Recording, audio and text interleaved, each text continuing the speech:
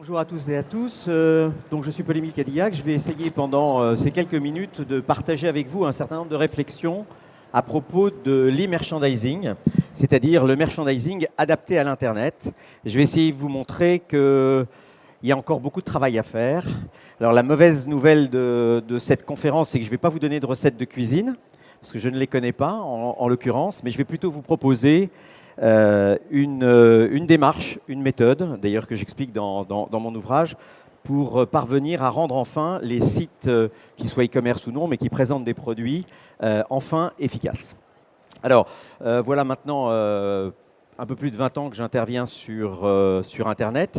Donc, j'ai fait une bonne partie de ma carrière au sein du groupe ex-PPR, maintenant Kering, donc, ce qui m'a permis de me former aux problématiques de distribution dans toutes ses formes. J'interviens aujourd'hui sur toutes les problématiques depuis la stratégie d'une marque ou d'un retailer jusqu'à l'optimisation opérationnelle de l'ensemble de son dispositif interactif. J'ai une spécialité donc, qui est celle du e-merchandising, pour lequel donc, j'ai rédigé un ouvrage qui a reçu le Grand Prix de l'Académie des sciences commerciales en 2014. Et puis, à côté de mes activités, j'ai développé un réseau social dont le but est de mettre en avant des nouveaux artistes, donc ce n'est pas tout à fait trait à mon activité principale. Alors, je voudrais, avant de commencer, déjà faire une petite parenthèse pour replacer la problématique dans son contexte. On parle beaucoup d'e-commerce et c'est vrai que dans notre esprit, lorsqu'on parle d'e-commerce, on imagine plutôt vente à distance. Il faut quand même relativiser les choses. Aujourd'hui, en tout cas en France, le e-commerce représente à peu près 8% du chiffre d'affaires de l'ensemble du retail, ce qui veut dire autrement que 92% du chiffre d'affaires du retail se passe encore en magasin. Donc si vous avez cette problématique d'être vous-même détenteur d'un réseau physique ou d'une boutique, eh bien tout n'est pas perdu, bien au contraire. Il va falloir au contraire essayer de tirer parti justement de l'Internet pour aller exposer votre offre et à partir de là, créer du trafic vers votre lieu de vente. Mais évidemment, on peut imaginer également que vous puissiez réaliser des ventes en ligne. Alors, 8% du chiffre d'affaires du retail, 72 milliards à peu près. Globalement, si je m'intéresse uniquement aux produits physiques, il faut que je divise ce chiffre par 2, donc on est à peu près à 36 milliards d'euros, rien que sur les produits physiques. Alors avec des différentiels évidemment très importants. Le tourisme, évidemment, a été un des premiers secteurs à décoller, et c'était logique, puisque par essence même, c'est un produit dématérialisé que vous achetez. Et puis, d'autres secteurs ont mis plus ou moins de temps à démarrer. Le dernier secteur qui est véritablement démarré, c'est tout ce qui a trait aux produits de grande consommation. Donc, vous voyez que la part de marché n'est que de 5%, mais qui représente à lui seul 5 milliards des 36 milliards dont je parlais tout à l'heure. Donc, faites attention, en fonction de votre secteur d'activité, il faut bien étudier la concurrence pour voir si, en volume et ou en pourcentage, le e-commerce peut être effectivement un véritable concurrent. Alors, l'habillement, la mode a démarré très fort. Si elle a démarré très fort, c'est avant tout et grâce à Vente Privée. C'est Vente Privée et non pas La Redoute qui a fait décoller, en France en tout cas, l'habillement. Les produits culturels qui ont été le premier produit qui a été présenté sur Internet. Et vous voyez qu'il faut quand même descendre assez loin, puisque nous sommes aujourd'hui sur le salon Maison et Objets, pour trouver de la maison et de la décoration un quart des internautes disent avoir déjà acheté un produit de décoration ou pour la maison, ce qui est quand même encore relativement faible. Et je pense que ça restera assez faible parce que, comme je vais essayer de vous le démontrer, ça demande des expériences qu'aujourd'hui sur Internet, on a beaucoup de difficultés évidemment à retranscrire. Alors, si vous êtes effectivement pas uniquement un e-commerçant, mais que vous avez une boutique ou un réseau de boutiques, eh bien la bonne nouvelle, c'est que vous allez pouvoir tirer parti de l'Internet, non seulement et éventuellement pour vendre, mais avant tout pour exposer votre offre, faire en sorte qu'elle rencontre son public sur Internet dans le but, au minimum, eh bien, de créer du trafic vers votre circuit physique. Un très grand nombre d'internautes, et vous avez, ça doit vous rappeler certaines expériences vraisemblablement que vous avez vous-même vécues, utilisent avant tout Internet comme un canal consumériste. On prépare son achat avant d'aller en magasin. Et comment est-ce qu'on le fait? Eh bien, on va chercher des produits sur Internet, on va visiter des sites de marques, on va visiter des sites de marchands, des sites de retailers, jusqu'à essayer de repérer le produit qui vous intéresse, peut-être tout simplement pour ensuite aller vers l'enseigne que vous aurez trouvée sur Internet ou l'enseigne que vous avez à l'état d'esprit dont vous pensez qu'il distribue le produit en question. Donc, 69% aujourd'hui des acheteurs qui se sont rendus en magasin, donc qui ont acheté en magasin, en fait, se sont renseignés avant sur Internet. Ça veut dire quoi? Ça veut dire qu'en gros, si votre enseigne n'est pas présente sur Internet, vous êtes hors marché pour 70% des consommateurs ou des acheteurs. Ce que je dis en B2B, en B2C, pardon, est aussi valable en B2B. À l'inverse, des personnes qui se sont rendues en magasin pour trouver des produits, eh bien, vont ensuite retourner sur Internet pour acheter le produit, très souvent dans une logique de recherche du prix le plus bas, mais aussi parfois tout simplement par praticité, puisque la vente à distance aujourd'hui est avant tout un outil extrêmement pratique, en tout cas c'est ce que disent les internautes. Donc tout ça pour dire que ce que je vais dire à partir de maintenant, concernant donc le merchandising en ligne, bien évidemment peut être appliqué au e-commerce, mais doit être appliqué à toute enseigne qui souhaite présenter des produits de manière efficace, que ce soit pour vendre, que ce soit pour créer du trafic vers son réseau physique, ou même pour tout simplement exposer son catalogue sur lequel un réseau de commerciaux derrière assurera les prises de commandes et un conseil complémentaire. Alors ça va certainement vous rappeler des expériences que vous avez vécues sur Internet. Vous ne devez pas pouvoir lire ce qui est au centre de l'écran, cette grande barre verticale. Eh bien, c'est une page. C'est une page que j'ai prise très récemment sur le site de Darty. On ne peut pas dire que Darty soit une enseigne qui vienne d'arriver sur le commerce. C'est une enseigne aujourd'hui qui a une très grande réputation, y compris en termes de merchandising dans leur magasin. Force est de constater qu'ils ont totalement oublié quel était leur métier. Si j'arrive sur le site de Darty et que je suis à la recherche d'un téléviseur, et que contrairement à ce qui m'est proposé, je ne vais pas tout de suite regarder les téléviseurs OLED, les téléviseurs LED ou les téléviseurs 3D ou les téléviseurs connectés, mais je clique tout simplement sur voir tous les téléviseurs, qu'est-ce que je m'attends à trouver? Certainement pas une liste comme ici de quelques 400 produits, parce que je serais bien incapable de choisir justement parmi ces 400 produits. C'est un peu comme si j'arrivais chez Darty et que face au mural de téléviseurs, je m'adresse au vendeur et je lui dis « Bonjour, je voudrais un téléviseur ». Il me dit « Allez-y, débrouillez-vous ». Ça n'est pas crédible. Alors, évidemment, on va chercher un petit peu et vous voyez au milieu de la page, vous allez trouver en fin de compte un guide d'achat. Vous voyez, il faut descendre en gros, il faut faire 2-3 scrolls sur la page avant d'arriver à trouver ce guide d'achat. Et quand vous cliquez sur ce guide d'achat, la page n'existe pas. Donc vous vous retrouvez dans un cul-de-sac. Et encore une fois, je suis sur le site d'un très très grand marchand. Donc je ne vais pas trouver mon guide d'achat. En fait, si je suis véritablement, si je vais jusqu'au bout, eh bien, je trouverai effectivement ce guide d'achat. Il est tout au bout de la page. Un peu comme si, après avoir vu 400 produits, enfin on vous explique que maintenant vous avez besoin de tout ce qu'il va vous falloir pour choisir le produit en question. Et quand vous avez le guide d'achat, vous avez des pages qui ressemblent à ce que j'ai affiché sur la droite de l'écran, c'est-à-dire du texte qui, en aucun cas, n'aide un consommateur à sélectionner facilement un téléviseur. Ça veut dire quoi? Ça veut dire que sur un site comme celui-ci, qui est pourtant assez simple à traiter, parce que si on y réfléchit bien, qu'est-ce qu'il faut demander à son client? Il y a 3 questions à poser à un client pour savoir quel est le téléviseur dont il a besoin. Quel est son usage?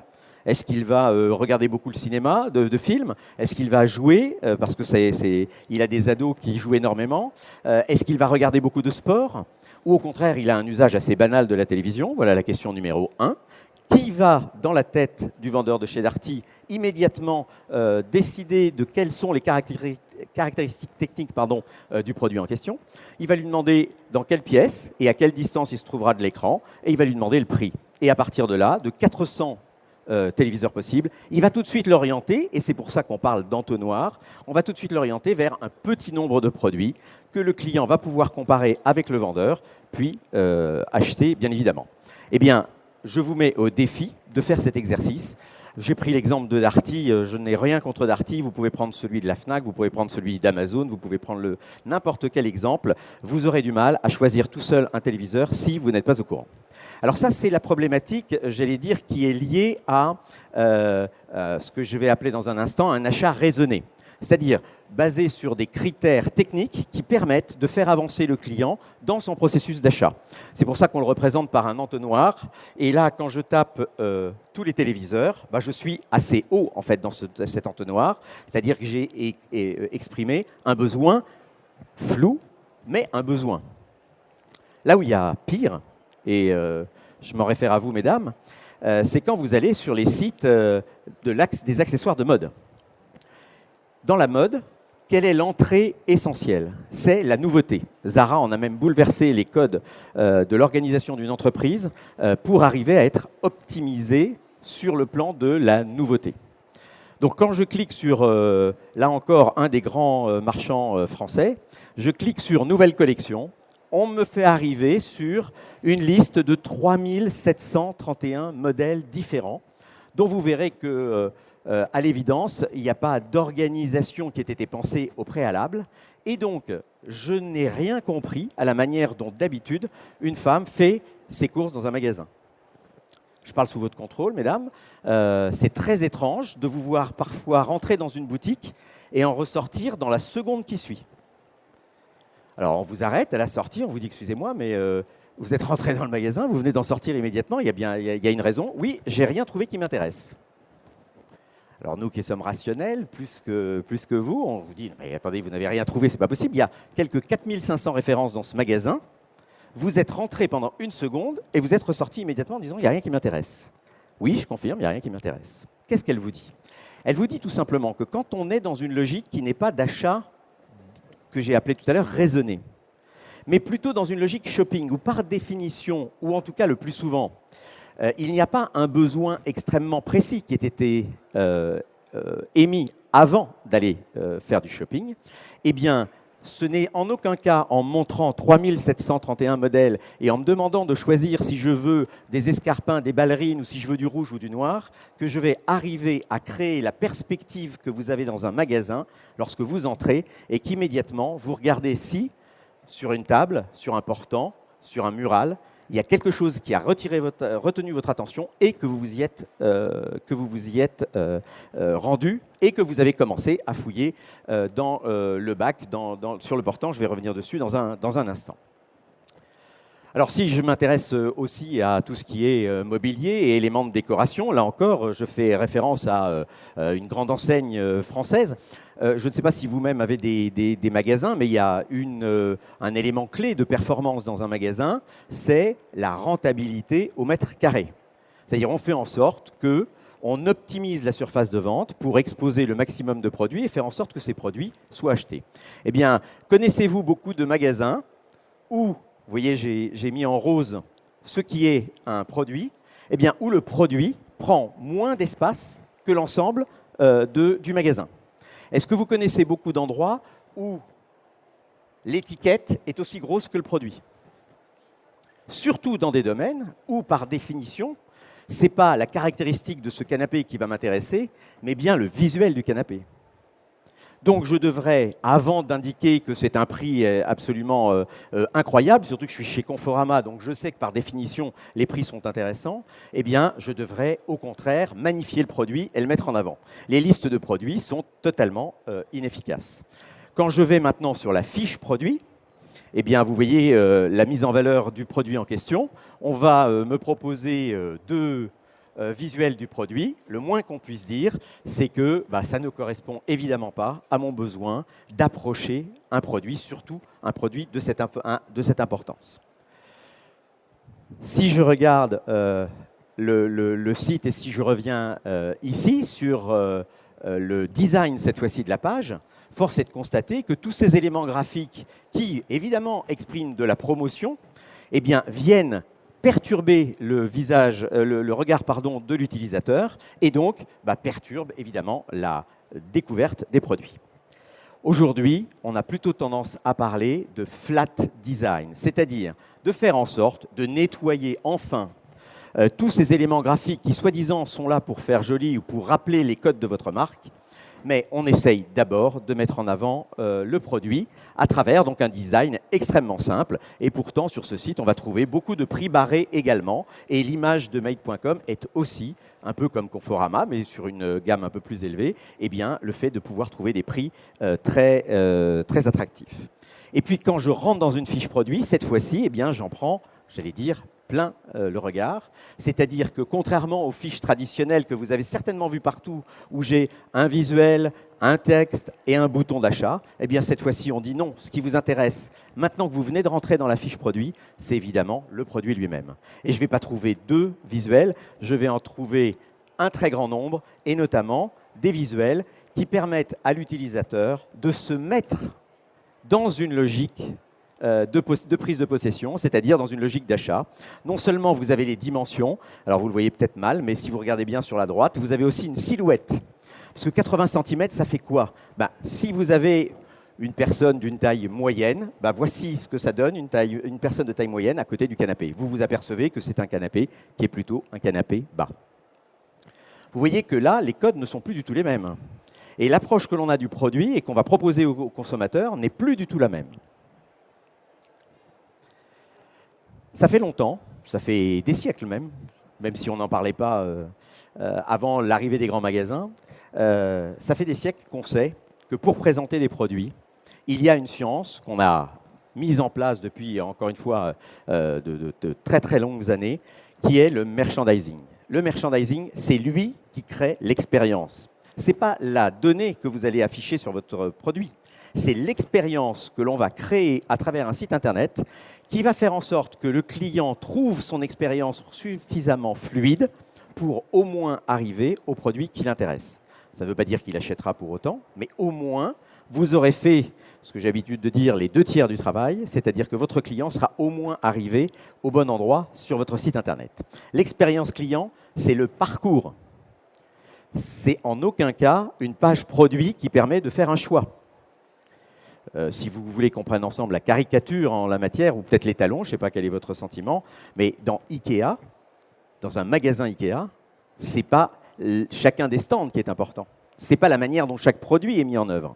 C'est ce parcours initiatique qui fait qu'en entrant dans le magasin, vous avez complètement oublié pourquoi vous étiez là, et vous avez l'impression d'être comme à la maison. Et puis, vous allez effectivement vous mettre en situation d'acquérir un grand nombre de produits si on regarde ce qui se passe derrière les caisses. Le merchandising, c'est ni plus ni moins que, dans les magasins, que cette définition sans la dernière phrase. C'est un ensemble de techniques qui sont mises en œuvre pour optimiser la performance commerciale d'un magasin, ici de sites internet qui présentent des produits, qu'ils veuillent les vendre ou pas, qui présentent des produits. Et l'objectif, c'est de trouver le meilleur équilibre entre la psychologie de l'acheteur et la politique commerciale du magasin. Ça veut dire quoi? Ça veut dire que si déjà, vous ne savez pas comment on choisit un téléviseur, comment on choisit un canapé, comment un consommateur approche la problématique de choix de ce type de produit, ce n'est pas la peine de commencer à imaginer créer un site internet. Donc on va s'intéresser à cela.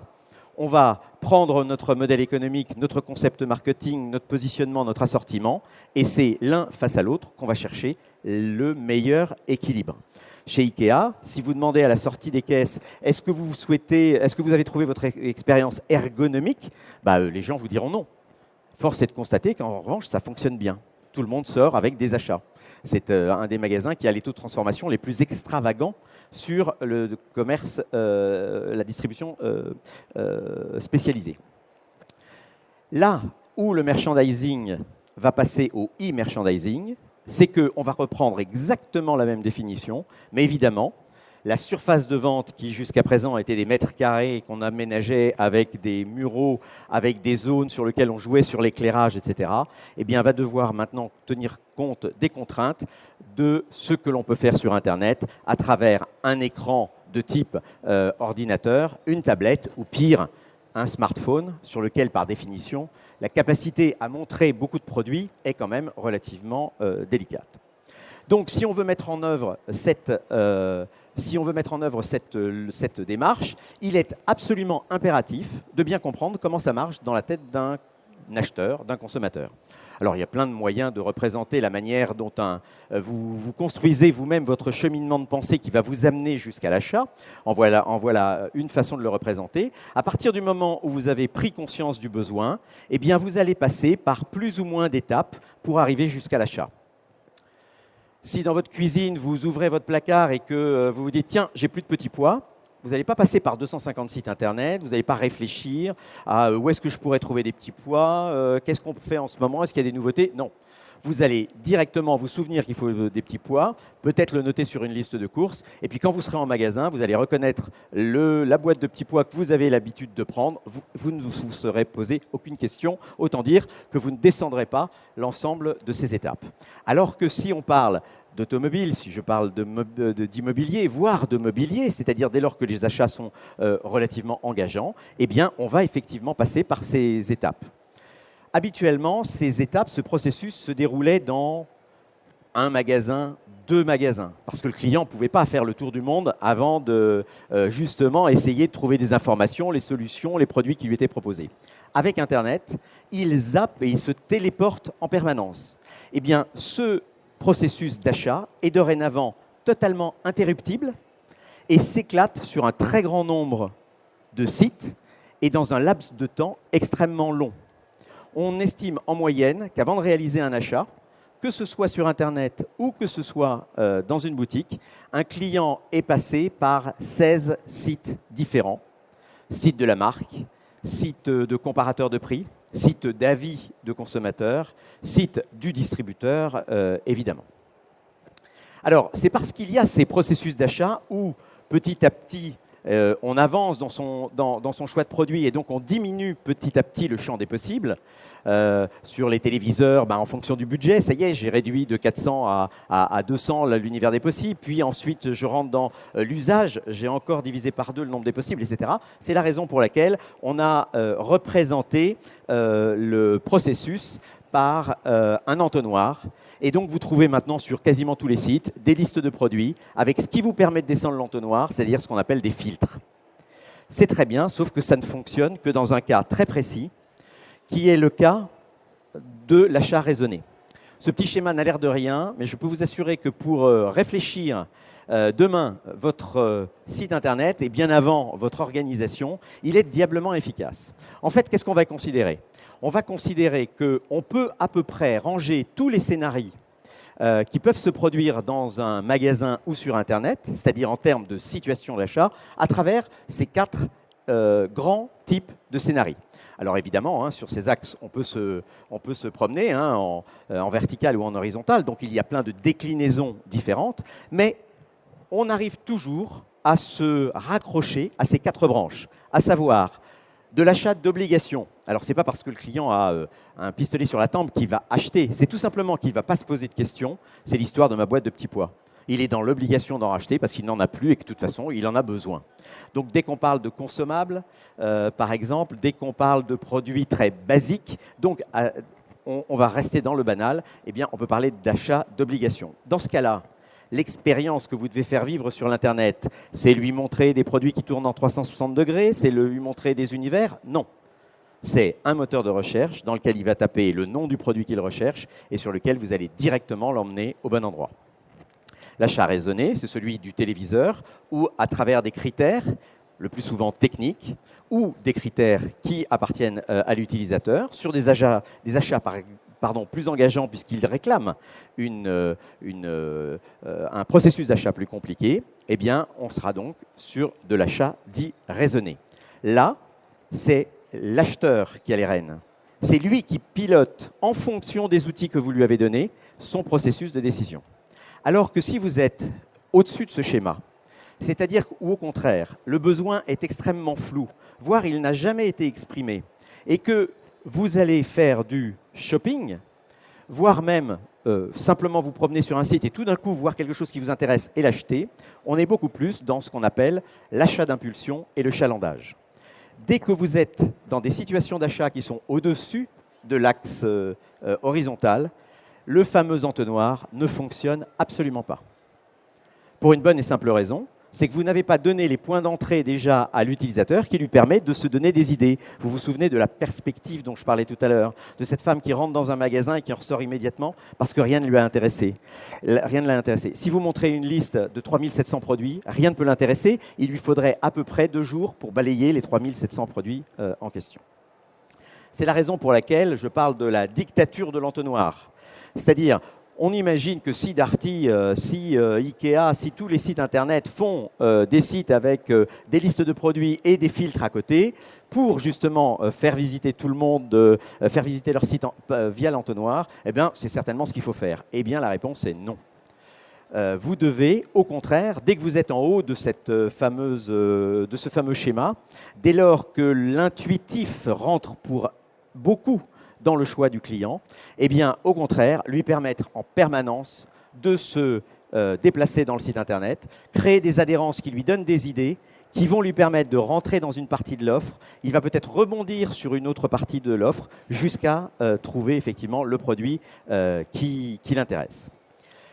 Ça veut dire quoi? Ça veut dire qu'avant de, si jamais vous avez comme objectif de créer un site Internet, si vous avez pour objectif de rénover votre site Internet, ne commencez pas par aller sur les salons e-commerce pour essayer de trouver des solutions informatiques qui vous permettraient de le faire. Vous avez beaucoup de travail en amont. Le premier travail, c'est déjà de travailler sur ce que j'appelle la stratégie d'offre. C'est déjà de vous poser la question de savoir si votre assortiment correspond effectivement à l'idée qu'un consommateur sur Internet pourrait se faire, ou si vous êtes dans l'obligation de le modifier, du fait que sur Internet, la perception des consommateurs est par essence même différente. C'est assez rarement le cas. J'ai rarement rencontré des cas où on était dans l'obligation de compléter ou de modifier son assortiment. En revanche, à cette étape, on est systématiquement dans l'obligation de repenser entièrement l'organisation de son offre. Pour déjà une bonne et simple raison, c'est que sur un catalogue papier, dans un magasin physique, ce que l'on appelait, et qui est le rêve d'un merchandiser, la multi-implantation de produits est juste invraisemblable. La surface est limitée. Je ne peux pas mettre un produit à 5 endroits différents de mon magasin. Je ne peux pas organiser un même assortiment selon 4 ou 5 entrées, par marque, par couleur, par taille, par usage. Sur Internet, en théorie au minimum, la surface étant infinie, vous avez la possibilité, bien évidemment, de créer autant de points d'entrée que vous voulez. Et comme par hasard, vous allez vous apercevoir qu'elles ne font que répondre aux scénarios d'achat que vous aurez justement listés et qui peuvent se rencontrer sur votre site Internet. Donc on va passer par cette phase dite de stratégie d'offre. Encore une fois, elle donne quasiment systématiquement de grandes modifications sur l'organisation même de l'offre. Et ensuite, on pourra, grâce à cette nouvelle organisation, n'oublions pas qu'un magasin, c'est quand même d'abord l'implémentation de ses rayons sur la surface et le circuit qui permet de créer l'expérience, eh bien, on pourra effectivement designer l'expérience. Là, on pourra commencer à parler de pages, des pages intermédiaires. Dans mon téléviseur tout à l'heure, si Darty, quand je clique sur tous les téléviseurs, me faisait arriver non pas sur une liste de 400 produits, mais tout simplement sur une page qui me dit « Qu'est-ce que vous cherchez comme téléviseur ?», j'aurais certainement créé un clic de plus, mais un clic de plus qui aurait permis au client de rentrer dans le catalogue et très certainement de trouver le produit qui l'intéressait.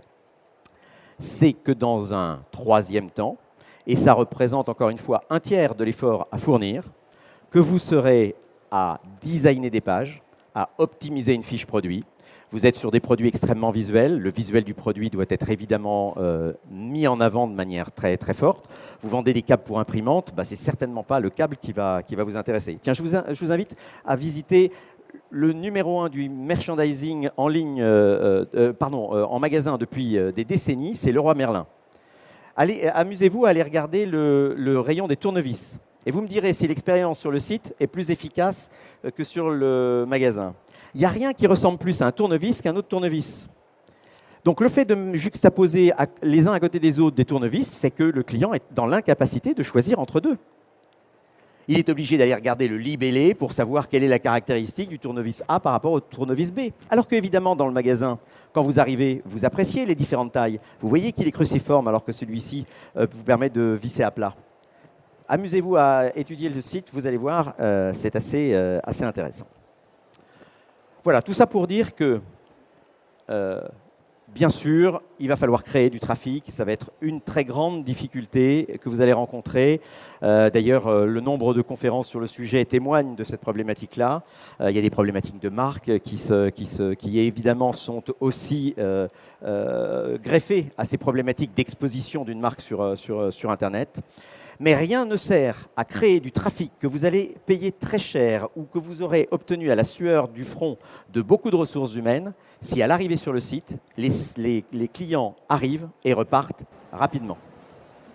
La capacité à transformer, à créer de l'intérêt est un élément fondamental et il n'y a qu'une seule règle à appliquer. C'est celle que vous auriez peut-être appliquée dans les magasins, le merchandising, mais appliquée à la problématique très particulière de l'Internet, où on a des petites fenêtres, où on a des scrolls, mais qui est extrêmement interactif parce que justement informatisé.